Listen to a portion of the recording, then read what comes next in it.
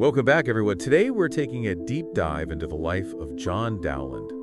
He was, well, a composer, a genius on the lute. But here's the thing. The real mystery, at least for me, is how did a seemingly, devout Catholic make his way, his career, in Protestant England? Especially during, the reigns of Elizabeth I and James I. It's a fascinating story, and we're going to try to unpack it. Using, some interesting sources. We've got excerpts from Dowland.txt and his Wikipedia entry. You hit the nail on the head when you talk about that seeming contradiction. This guy, he thrives in Protestant England, but at the same time, his whole life is just riddled with these Catholic connections and these experiences. They're not things you can just ignore. They're significant. Yeah, it's not exactly straightforward, isn't it? It's like right from the start. Even his birthplace is a mystery. I mean, was he born in London, like some people say? Or was it Dublin? It's a great question, and there's this dedication in one of his songs that might be a clue. From Silent Night, he dedicated it to this Dublin merchant, a guy named John Forster, and he calls him "my loving countryman." And when you consider the Forster family, they were pretty prominent in Dublin at that time. It does make you wonder, right? It hints at this shared Irish heritage. So maybe Dublin is the more likely birthplace. It's fascinating, isn't it? I mean, think about it. If he was born in Ireland, well, that adds a whole other dimension to his Catholic upbringing, wouldn't you say? Absolutely. But regardless of where he was born, I mean, we know that his career took him to Paris in the 1580s, right? Working for English ambassadors. And it was in Paris that he converted to Catholicism. And that's where the waters get really murky, don't they? I mean, was this conversion, in staunchly Catholic France, was it a genuine thing? Or was it a move to bolster his career? Was it strategic? It's a question that historians are still going back and forth on. Yeah, it definitely muddies the waters a bit, that's for sure. Because then, a few years later, in 1594, he tries to get a position as a court lutenist for Queen Elizabeth I. And he's rejected. Right. And Dowland himself, he actually blamed his Catholicism for this. He said that's why he didn't get the job. Interesting. Publicly blaming his faith. And it's a curious move, isn't it? I mean, Elizabeth, she was a Protestant monarch, of course, but there were periods during her reign where there was a degree of tolerance towards Catholics. And remember, William Byrd, famous Catholic composer, he held a court position. So it suggests that maybe, just maybe, Dowland using his Catholicism as the reason, maybe it was a convenient excuse. Maybe there were other things going on, personally or political reasons that he wasn't willing to talk about publicly. Yeah, good point. It definitely casts doubt, doesn't it, on his claims. It makes you wonder about his motives, because it seems like Dowland, he knew how to play the game. You know what I mean? He understood the ins and outs of court life. He was aware of the religious and political, all the currents, swirling around him. Oh, absolutely. And you see that even more clearly when we look at what he did next, his travels. I mean, he goes to the continent, he spends time in the courts of the Duke of Brunswick, and then, even more impressive, King Christian IV of Denmark. And these weren't just any rulers. I mean, these were leaders of countries where Catholicism wasn't just tolerated. It was embraced. It was the norm. Precisely. And we can't overlook the fact that he was paid very handsomely in Denmark, $500 a year. That put him right up there with the highest paid servants in the court. Yeah, King Christian, he loved music. And clearly, Dowland's talent, it earned him a place of honor. But you can't help but wonder, right? Did their shared Catholic faith have something to do with it? Did it play a role in the king's generosity? It's a great question. I mean, we've got Dowland thriving in these Catholic courts, which suggests his faith was known and accepted. But here's the thing. At the same time, he's keeping ties back in England with recusants, Catholics who refuse to conform to the Church of England. Yes, and his connection to Sir Henry Percy, this is the 9th Earl of Northumberland, a very, very prominent recusant. That's significant. It suggests that even with all this success abroad, Dowland never fully turned his back on the Catholic community in England. So he's kind of straddling two worlds, right? Keeping a foot in both, trying to maintain a presence, a connection. It's almost like walking a tightrope. And then in 1595, he sends this letter to Sir Robert Cecil, a powerful advisor to Queen Elizabeth. And this letter, well, it throws a real curveball into the whole story. It's a bombshell, really, because here he is abroad, and he's writing this confession, admitting that he converted to Catholicism in Italy. But then he goes on to say that he refused to join Catholic conspiracies when he was approached. It's fascinating. It reads like a confession, but also like he's trying to protect himself, like a preemptive defense. Was it genuine remorse?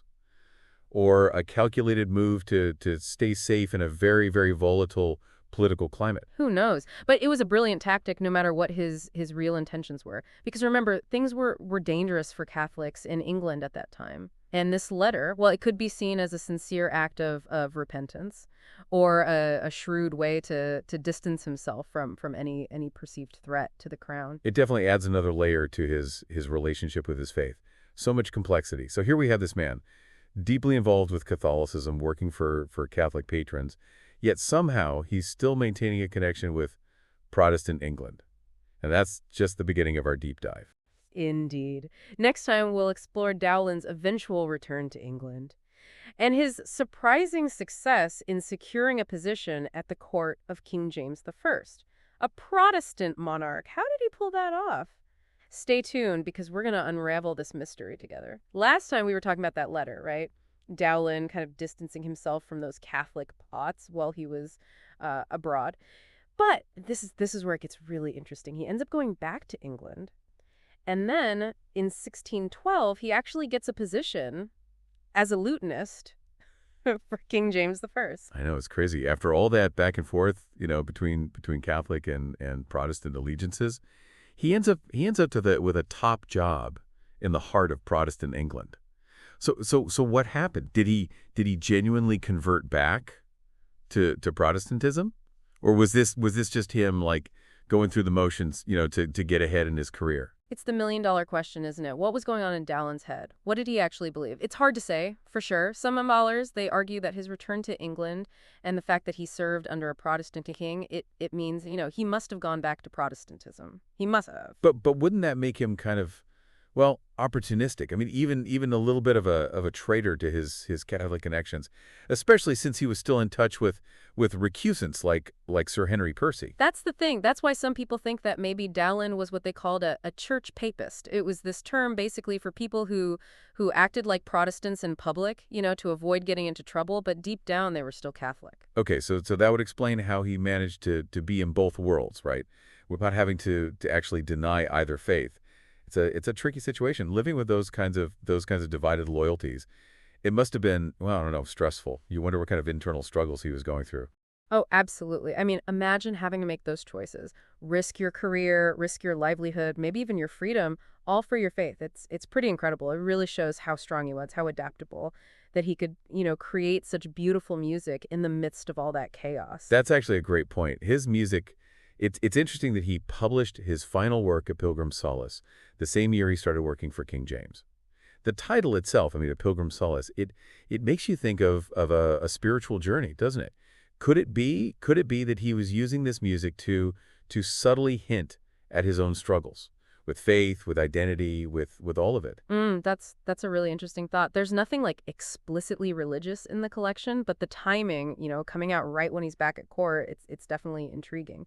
Maybe A Pilgrim's Solace was his way of expressing everything he was going through, his complicated relationship with his faith, his ambitions, the compromises he had to make, all through music. It's like he's inviting us to listen closely, to look for those hidden meanings, woven into the melodies and the harmonies. He couldn't just come out and say what he believed, but maybe he could communicate it through his music to those who knew how to listen, to those who understood. And that's what makes studying Dowland so fascinating. We're always trying to piece things together, like detectives, looking at the evidence, trying to interpret his actions, his music, to understand, who he was, what he believed. It's a reminder that the past, it's not always black and white, especially it comes to things like faith and conscience. It's true. It really makes you think about the individual. The individual's experience, especially in times like those times of religious and political turmoil.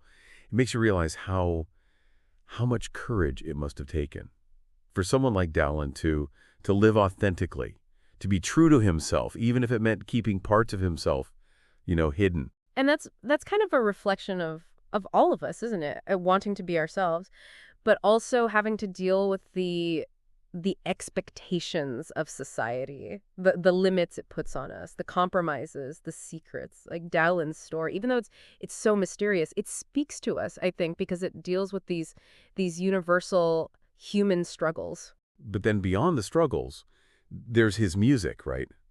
And it gives you this glimpse into something much deeper. Human emotion.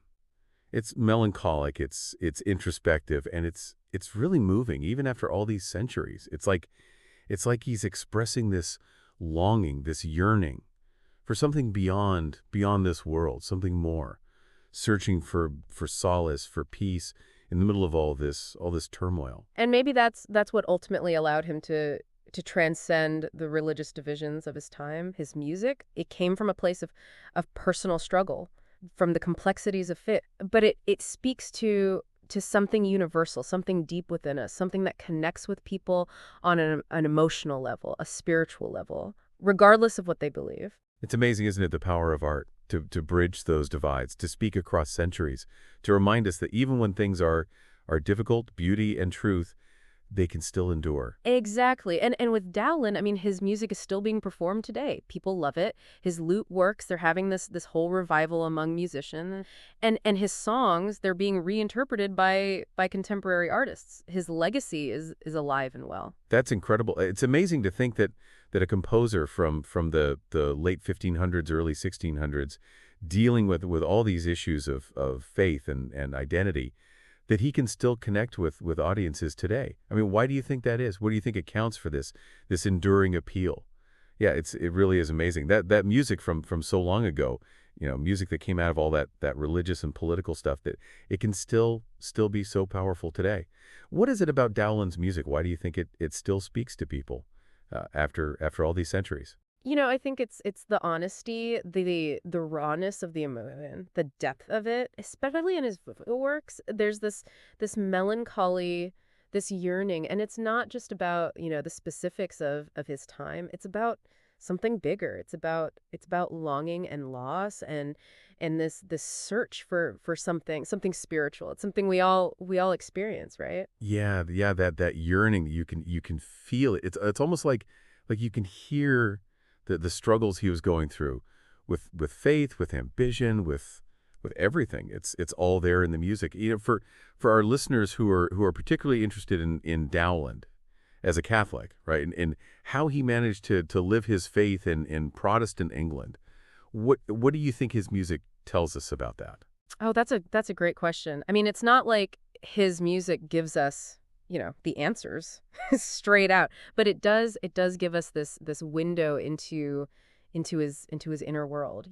Think about the themes of pilgrimage and solace and this yearning for something spiritual. Those were really powerful themes for Catholics back then, especially for those who couldn't practice their faith openly. It's like he was using a secret language, Right. expressing his faith through symbols and metaphors. Exactly. And think about pilgrimage. I mean, that was central to Catholicism, but for recusants, for people like Dowland who couldn't be openly Catholic, maybe creating music, maybe listening to music, maybe that became their pilgrimage, their spiritual journey, their way of finding solace, their way of connecting with God. That's a really beautiful way to think about it.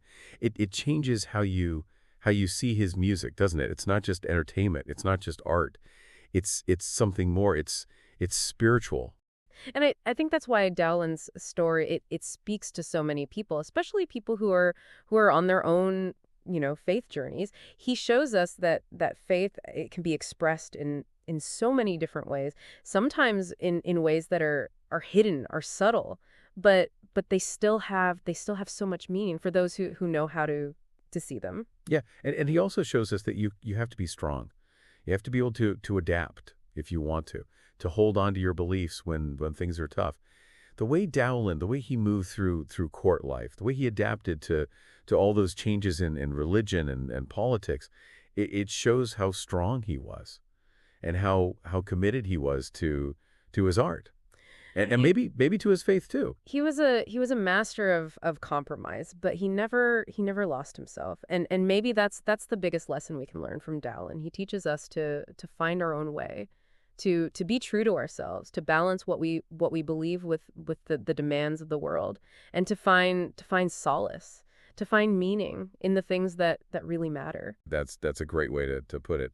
Well, I think we've reached the end of our deep dive into the amazing life of John Dowland. We've explored his music, his faith, his incredible ability to succeed in a world that didn't always make it easy for him. It's been quite a journey, hasn't it? We've found these clues, these little pieces of the puzzle. We've looked at them from different angles, and I think more than anything, we've gained this deeper appreciation for how complex faith can be, and for the power of human creativity, the power it has to last. Yeah, it really has been. Even though the mystery of John Dowland, the Catholic conundrum, even though it may never be fully solved, it's been worth exploring, wouldn't you say? Absolutely. And I hope everyone listening, I hope you feel inspired to keep listening to Dowland's music, to find your own interpretations, to hear what he's saying in those melancholic melodies, to discover the beauty, the solace that his art still has to offer, even after all this time.